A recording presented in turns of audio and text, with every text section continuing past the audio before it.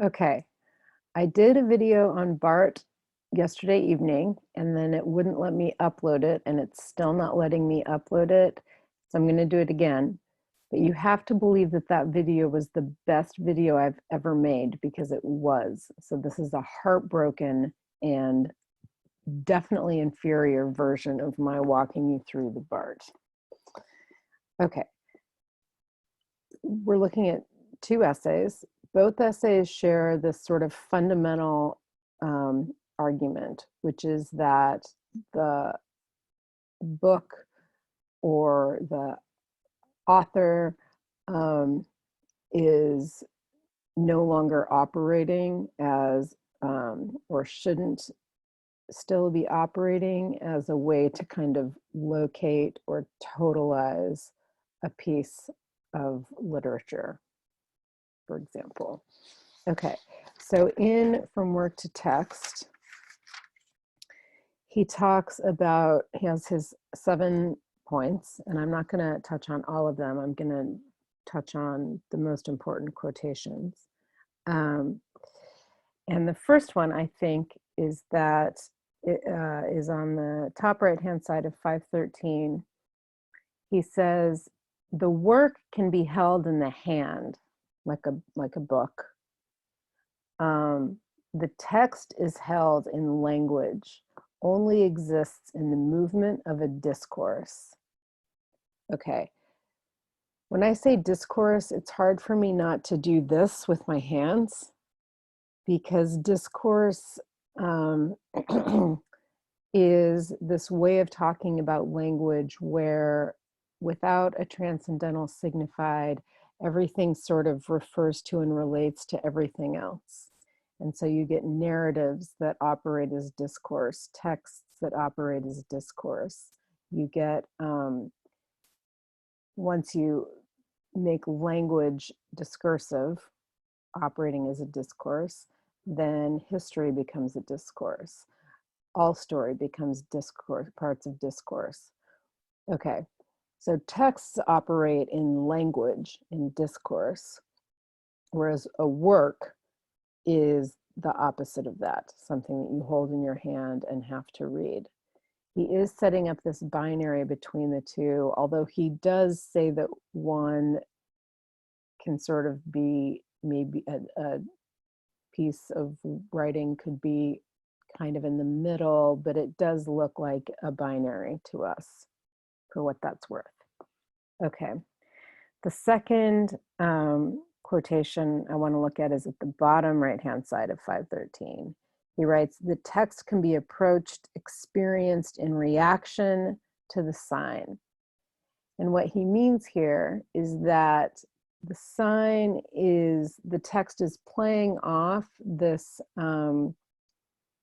playing off other signs, whereas the work closes on a signified.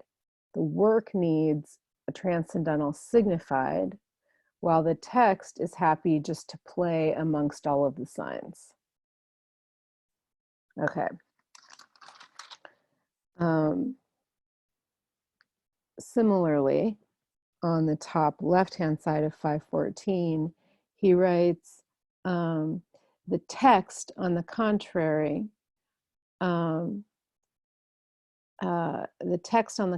practices the infinite deferment of the signified. That's exactly what Derrida is talking about, that signs for their meaning are not just deferred, but are not just different from, but deferred, and that the text relies on that, celebrates it even. Okay, if we go over to the left-hand side of 515, he says under his section 5, the author is reputed the father and the owner of his work. Literary science therefore teaches respect for the manuscript and the author's declared intentions. This makes us very nervous. Okay, I just paused and then came back and totally lost track of where I was. So I'm just going to start again on the left-hand side of 515. Maybe it'll be in a similar place. Under 5, he writes, the author is reputed the father and the owner of his work. Literary science therefore teaches respect for the manuscript and the author's declared intentions. This is his way of pointing out, or one way of pointing out, that the author can lock in the meaning to a text. That if we take the author's intentions seriously, that meaning becomes shut down. He's going to say in the next piece that meaning, the author becomes a sort of transcendental signified. Here he's saying something similar, which is that the work gets shut down by an author and his intentions. On the other hand, the text reads without the inscription of the capital F father. So father here is also working the same way author works when they're both capitalized, especially. Author meaning authority, father meaning in some sort of patriarchal hierarchy. The father gives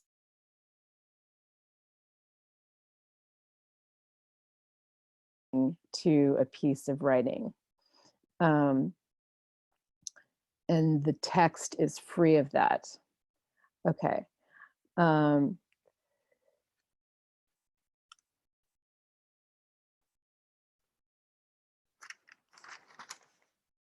He does talk about how, I'll get to that in the next essay. On the top of 516 on the left-hand side, he says,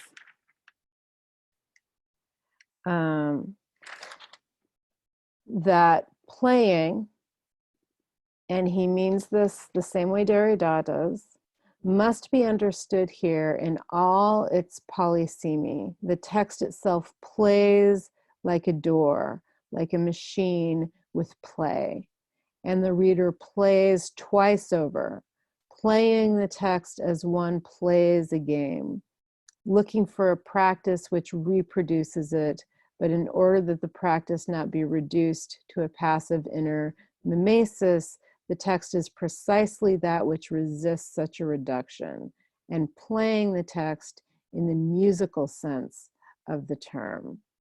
Another way to think of this analogy is to think of someone playing a piece of music or telling a joke or singing a ballad, and the performance becomes as important as part of the piece as the text, not text, as the piece itself.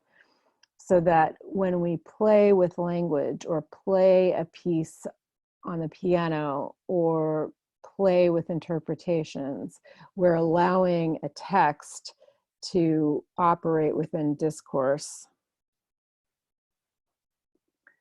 And that's not what happens if you look at a work which wants to shut down meaning to one particular interpretation. Okay, I think The Death of the Author is saying something really similar, but in a way that for me is more interesting. We'll see if that's for you more interesting also. And this essay for me is covered in notes and stars and circles and underlines and also smiley faces because I think it's really funny. He starts by talking about writing and the destruction. Okay, this is the first paragraph. The good reason that writing is the destruction of every voice, of every point of origin. And by point of origin, he means a transcendental signified. And here he means the author as transcendental signified, as something that would locate the text, that would totalize the text. Sorry, the work, really. Okay. Um,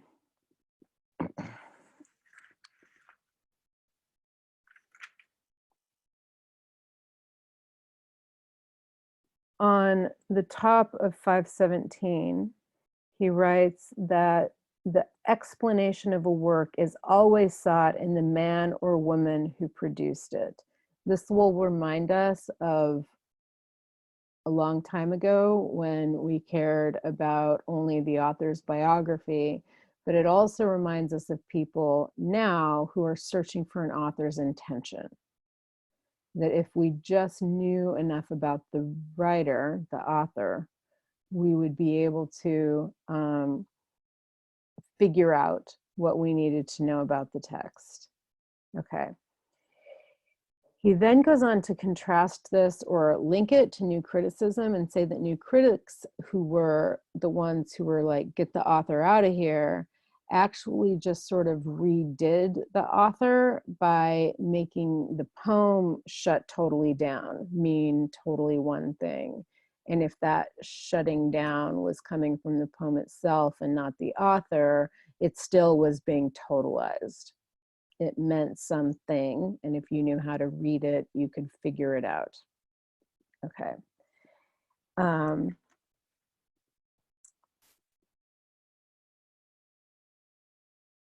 going to skip ahead because this is getting long already.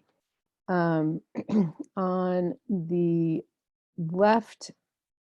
right-hand side of 518, he talks about the author, capital A, authority, point of origin, as being different from a scripter. A scripter is someone who writes, is a writer, but an author is someone who puts meaning in a text, that is an authority on the text. And a scripter, which we might say a writer, is someone who puts words out there for people to play with. And then the writer and the reader and anyone who interacts can play with the text that's gone out, whereas a work with an author doesn't invite that. Okay.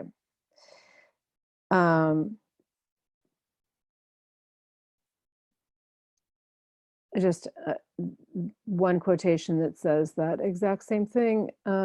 In complete contrast, the modern scripter is born simultaneously with the text, is in no way equipped with a being preceding or exceeding the writing. It is not the subject with the book as predicate. There is no other time than that of enunciation. We don't have to go back and find out all about the author. We're interested in the language that arises and that sort of constitutes the scripter. We don't need to go back to the scripter for meaning or even for biographical research in any interesting way. Okay, and then on the next page, on the left-hand side of 519, we get one of my favorite. This is probably my favorite. It's at least tied with my favorite, with the sentence in the Shklovsky, quotations in English theory, literary theory, critical theory. Once the author, capital A author, is removed, the claim to decipher a text becomes quite futile, to decipher it and decide, like, here is the meaning.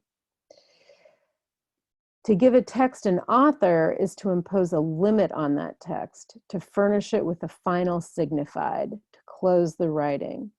Such a conception suits criticism very well. The latter then allotting itself the important task of discovering the author or its hypostases, society, history, psyche, liberty, between the work. When the author has been found, the text is explained, victory to the critic. If you explain a work and then you're done, then the critic is claiming authority here, victory to the critic. And that the reign of the author has also been that of the critic. This is his follow-up response to his critique of new criticism, that saying the poem has this sort of central meaning is, I mean, it's cute that you've separated it from the actual author, but notice that the author function, which is how someone else describes it, is still operating there. Okay. At the very bottom of that left-hand side, he writes, by refusing to assign a secret and ultimate meaning to the text and to the world as text, pardon me, and to the world as text, liberates what may be called an anti-theological activity, an activity that is truly revolutionary, since to refuse to fix meaning is, in the end, to refuse God and his hypostases, reason, science, law. This should remind all of us of the list of transcendental signifieds that have moved in and out over the course of Western metaphysics philosophy. Okay, and he's putting the author there in that list. And then at the bottom of 519, where he talks about, where he ends the essay, he writes, the birth of the reader must be at the cost of the death of the author. That if we want the reader to participate in the text, we have to get rid of the conception of the author that would shut down meaning, where meaning comes not from a reader, the way reader-oriented critics might argue, but the readers and scripters are all playing with language and finding meanings or interpretations that are useful and interesting and fun, but that don't claim to locate or totalize the text. Okay, maybe that will be my second best lecture on Barthes. And if I find the other one, I'll still let you know, because that's how good it was. Okay.